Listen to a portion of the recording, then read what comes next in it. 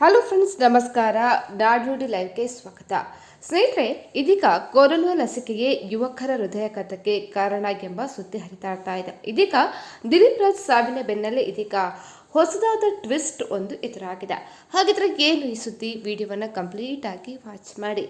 ಖ್ಯಾತ ನಟ ಮತ್ತು ನಿರ್ಮಾಪಕ ದಿಲೀಪ್ ರಾಜ್ ಅವರ ಅಕಾಲಿಕ ನಿಧನವು ಚಿತ್ರರಂಗ ಮಾತ್ರವಲ್ಲದೆ ಇಡೀ ರಾಜ್ಯವನ್ನೇ ಆಘಾತಕ್ಕೀಡು ಮಾಡಿದೆ. ಇದೀಗ ಜಿಮ್ನಲ್ಲಿ ವರ್ಕೌಟ್ ಮುಗಿಸಿ ಮನೆಗೆ ಬಂದ ಕೆಲವೇ ಸಮಯದಲ್ಲಿ ಸಂಭವಿಸಿದ ಈ ದುರಂತ ಯುವಕರಲ್ಲಿ ಮತ್ತು ಫಿಟ್ನೆಸ್ ಬಗ್ಗೆ ಆಸಕ್ತಿ ಇರುವವರಲ್ಲಿ ಒಂದು ರೀತಿಯ ಭೀತಿಯನ್ನು ಕೂಡ ಹುಟ್ಟುಹಾಕಿದೆ. ಇದರ ಬೆನ್ನಲ್ಲೇ ಸಾಮಾಜಿಕ ಜಾಲತಾಣಗಳಲ್ಲಿ ಕೊರೋನಾ ಲಸಿಕೆ ಇದಕ್ಕೆ ಕಾರಣ ಎಂಬ ಚರ್ಚೆ ಕೂಡ ಹರಿದಾಡ್ತಾ ಇದೆ. ಇನ್ನು ದಿಲೀಪ್ ರಾಜ್ ಅವರ ಸಾವಿನ ನಂತರ ಸಾರ್ವಜನಿಕರಲ್ಲಿ ಲಸಿಕೆಯ ಕುರಿತು ಅನುಮಾನಗಳು ಕೂಡ ವ್ಯಕ್ತವಾಗ್ತಾವಿದೆ. ಆದರೆ ವೈಜ್ಞಾನಿಕ ಲೋಕವು ಈ ಬಗ್ಗೆ ಬೇರೆಯೇ ಚಿತ್ರೀಕರಣ ನೀಡ್ತಾ ಇದೆ. ಭಾರತೀಯ ವೈದ್ಯಕೀಯ ಸಂಶೋಧನಾ ಮಂಡಳಿ ಈಗಾಗಲೇ ತನ್ನ ಅಧ್ಯಯನ ವರದಿಯಲ್ಲಿ ಕೊರೋನಾ ಲಸಿಕೆ ಯುವಕರಲ್ಲಿ ಹೃದಯಾಘಾತದ ಅಪಾಯವನ್ನು ಹೆಚ್ಚು ಮಾಡುವುದಿಲ್ಲ ಅಂತ ಹೇಳಿ ಸ್ಪಷ್ಟಪಡಿಸಿದೆ.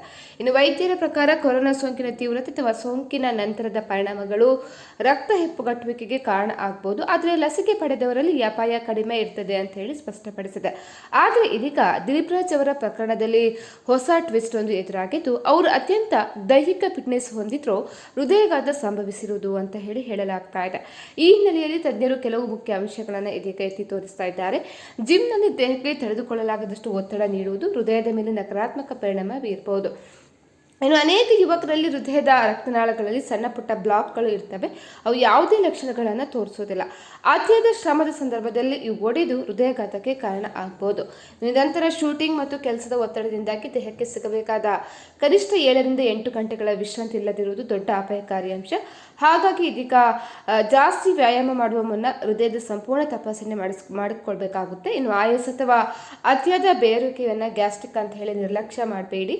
ಸಾಮಾಜಿಕ ಜಾಲತಾಣದ ಅಪಪ್ರಚಾರಗಳಿಗೆ ಕಿವಿ ಕೊಡದೆ ನಿಮ್ಮ ಕುಟುಂಬ ವೈದ್ಯರೊಂದಿಗೆ ಸಮಾಲೋಚನೆಯನ್ನು ನಡೆಸಿ ಅಂತ ಹೇಳಿ ವೈದ್ಯರು ಕೂಡ ಇದೀಗ ಸಲಹೆಗಳನ್ನು ನೀಡಿದ್ದಾರೆ.